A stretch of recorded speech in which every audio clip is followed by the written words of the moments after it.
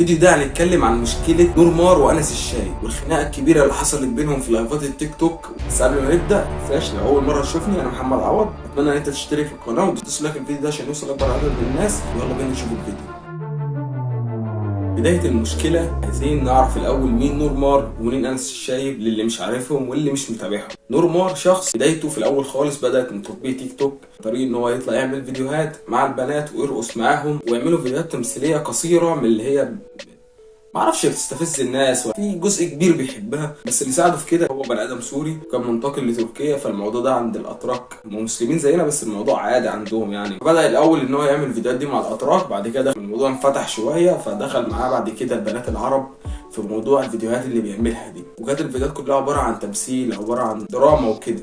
وبعد كده لما اتجه لليوتيوب عشان يبدا يكسب فلوس، لان التيك توك ما بيكسبش فلوس، لما اتجه لليوتيوب برضه كان محتواه كان عباره عن ان هو يعمل تيم، ولازم التيم يكون فيه بنات عشان نبقوا صريحين مع بعض ونقول الحق ونقول اللي لنا واللي علينا. طيب وانس الشايب بدايته كانت في اليوتيوب بس كان مغمور، كان ما بيجيبش ارقام عاليه، فهو فكر بعد كده ان انا لازم اطلع مع بنت عشان اتشهر او عشان شهرتي تتوسع اكتر وتكبر اكتر. فكانت بدايته وبدايه لمعانه ان هو عمل فيديوهات مع بيسان اسماعيل. بيسان اسماعيل اللي برضه بتحب تثير الجدل بسبب ان هي محتواها عباره عن لازم يكون معاه قابل ايام جواني وانس الشايب ودلوقتي محمود ماهر، بس ده مش موضوعنا، ده هنتكلم عنه في فيديو تاني.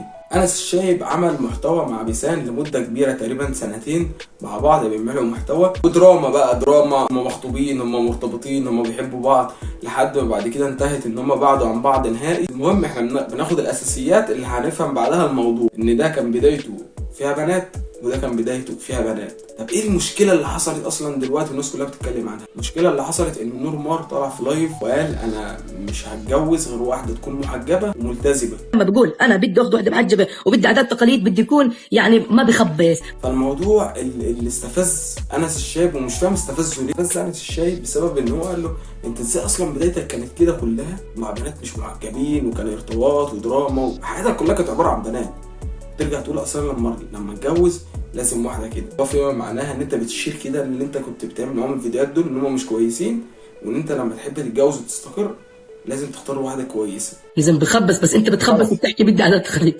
طبعا بدي عادات تقاليد، بس انا ما بخبص الحمد لله. هو معاه حق ومعهوش حق، هو معهوش حق ان هو يستفزه بالذات هو، ومعاه حق ان برضه كلامه فيه سنه منطق شويه. بعد كده طلع في لايف مع نور مار وكان بيعملوا دراما كالعاده برضه، وسالوا نفس السؤال انت ازاي كنت كده ودلوقتي بتقول انا عايز لما اتجوز ابقى كده؟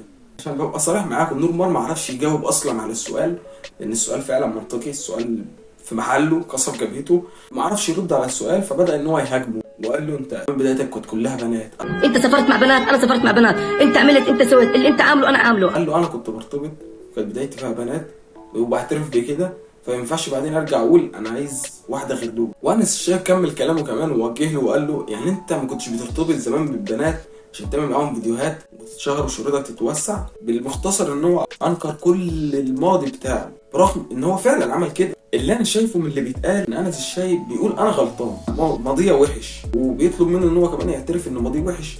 نور مار بينكر في كده. انا شايف ان المنطق بيقول ان الصح مع انس الشايب، لانه ما طلعش ينكر هو بيعمل ايه او ما طلعش يهاجمه وخلاص، قال له انا وحش وانت وحش. نور مار بينكر ان هو وحش بس، وبعد كده بدأ بقى كل واحد يطلع لايف مع نفسه ويتكلم عن التاني ويقول اصلا ده شهرته بدأت بكده وده يقول شهرتي بدأت بكده، والدراما بدأت.